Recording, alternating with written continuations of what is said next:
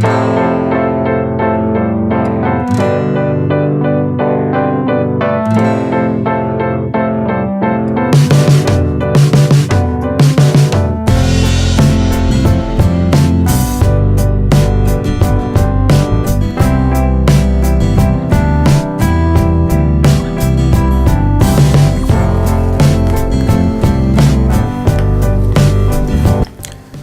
we're into the second week of the Premier League season, and we started our season with big hopes. We created our teams thinking that finally this time we will have a firing start. We will be in the top 1,000 or something like that. That's what I thought when I created my team. But the reason I didn't have a video on game week 1 is because I always pick a bad team at the beginning of the season. Now there are many experts, you could say, those people who are regularly finishing the season on a high, maybe in the top 1,000, top 10,000. They give you their thoughts on what your starting team should be, and you might be following their advice.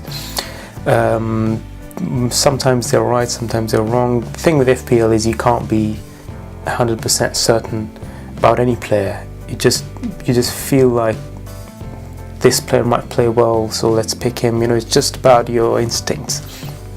The reason I don't give any of my thoughts is because I don't want to mislead anyone. If my ship is sinking, I don't want anyone else to sink, get down with me, you know.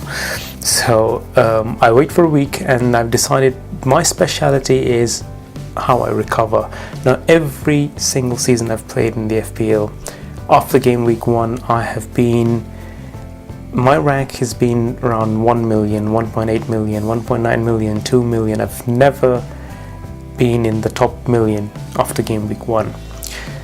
This season is no different. I'm 1.8 million, but what I'm good at is recovery.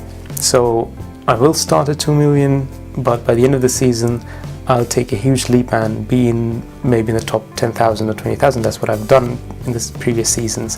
So if you are in a position where you didn't start the season well, I suggest you watch my videos, because I will give you a strategy by which you will be able to recover and finish on a high, considering that we all had a bad start. We're on this together, so we'll try to recover. So let's first have a look at the dream team so far. No one saw that coming. Ahmed Hekasi being the top scorer. Now that's what FPL is all about. You cannot predict 100%. Now you had FPL accounts saying that, the professionals apparently saying that the one player that you must have in your team is Kevin De Bruyne, and that one player is not in the dream team after game week 1. So you can't blame them for saying that, because I had De Bruyne in my team. I thought that it's an obvious pick.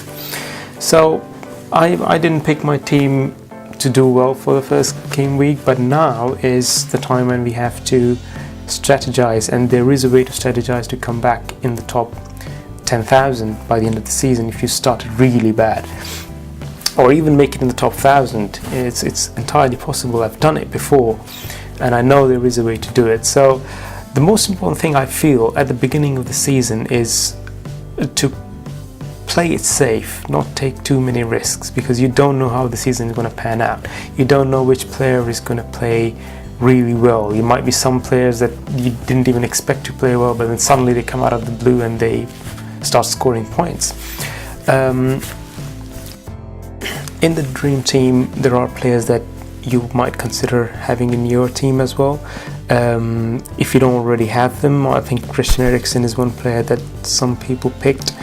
Mohamed Salah is another player. Lukaku, quite a few teams had Lukaku at the beginning of the season, so I'm guessing some of you might be having him in your team.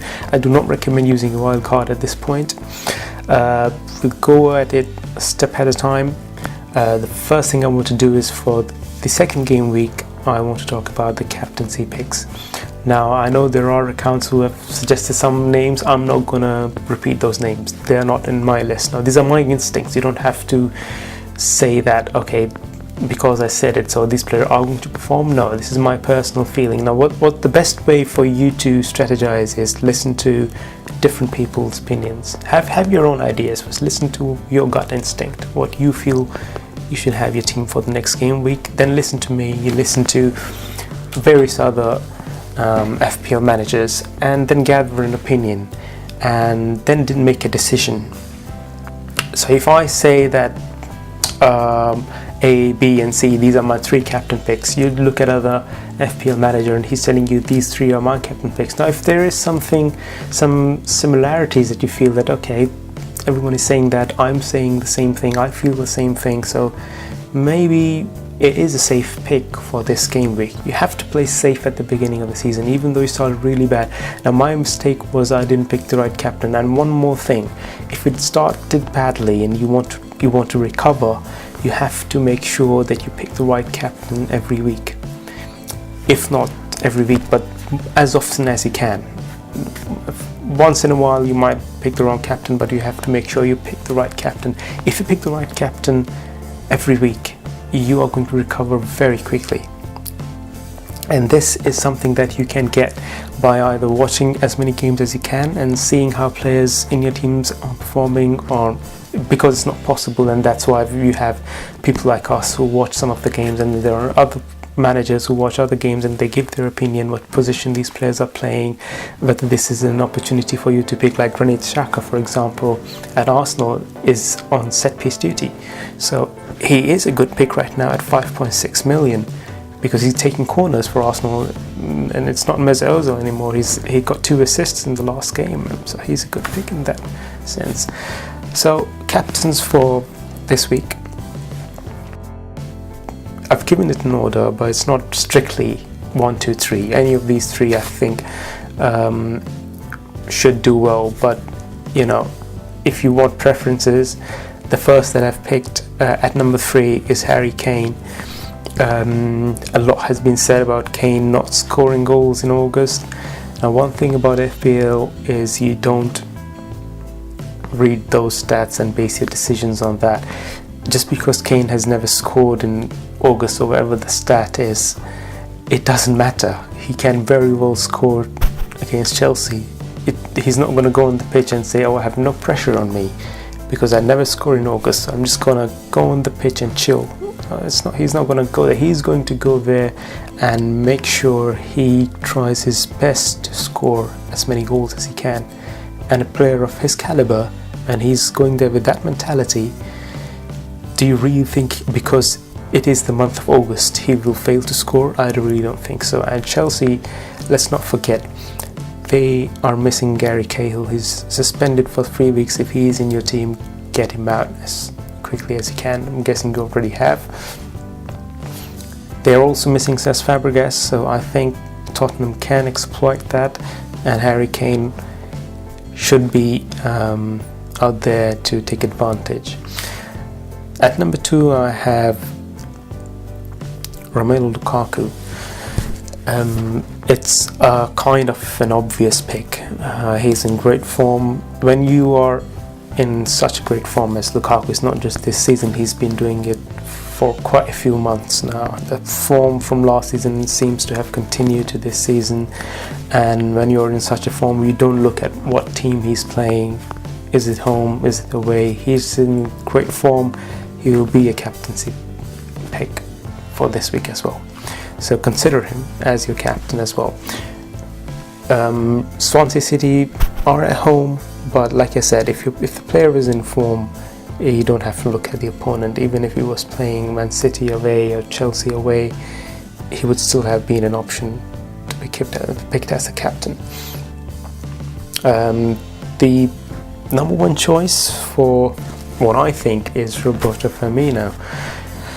It's not a popular pick. I've seen other names floating around. Sergio Aguero is one of them. Gabriel Jesus is another. But it depends who you have in your team. If you don't have Firmino in your team, my mistake was I didn't have any Liverpool player at the beginning of the season, so I don't have Firmino in my team, but if I had him, he would have been my captain. Reason for that is the way Crystal Palace will approach the game against Liverpool.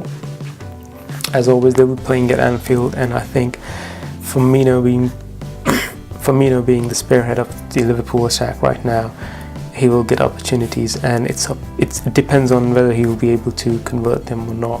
But another thing about Firmino for this week is, because your rank is not really good, I'm guessing that's why you're watching this video, this will be a good captain to recover some points and get up in the rankings.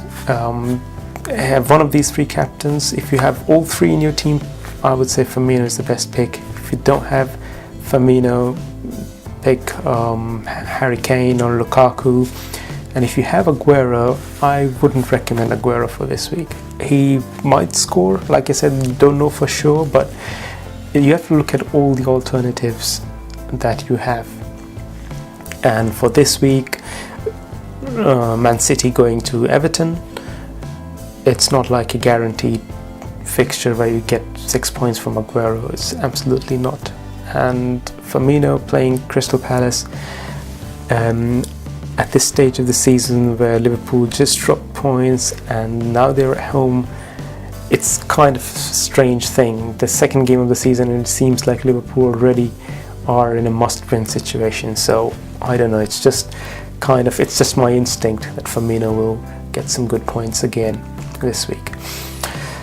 So that's about it for the captains. Now I am going to share with you my team for this week. I had one injury in my team, Zaha, so I'm going to remove him and replace him with Granit Xhaka, because I think being on set piece duty and being 5.6 million, it's kind of an obvious replacement for me. There are options. Matt Ritchie, I already have him. Now I watched the Newcastle game. He was really quiet in that game. I'm worried about him. I don't think at the first game at least he wasn't as I had expected. Ritchie, as I know from when he was at Bournemouth, he was really good. He didn't get many points, but towards the end of the season he was decent. After he got injured and then he came back, he was decent. And in the Championship, certainly he played really well. So it's just maybe Tottenham kept him quiet. So I'll give him another chance. Kevin De Bruyne, if he's in your team, do not remove him. I've seen many people transferring him out. So many managers already rushing into it. Kevin De Bruyne is a very good player, and this is very early to remove a player like him. You might easily regret it. The player that if you want to use your transfer for this week, first it should be an injury or a suspension. Look out for those. If not, I would actually recommend not using your transfer for this week. Keep it there. You don't know how this is very early to judge players. And Kevin De Bruyne, no way, you cannot remove him. You cannot remove Harry Kane as yet. Give him another chance. It's too early. So that's about it. If you feel that there are other players you think are decent candidates for being captain this game week, you can comment down below and let's see who is the best person to lead us on this road to recovery. And also give me your ranking in the comments. Where are you right now? So we can plan a recovery together. And yeah, we'll see you next week. Good luck.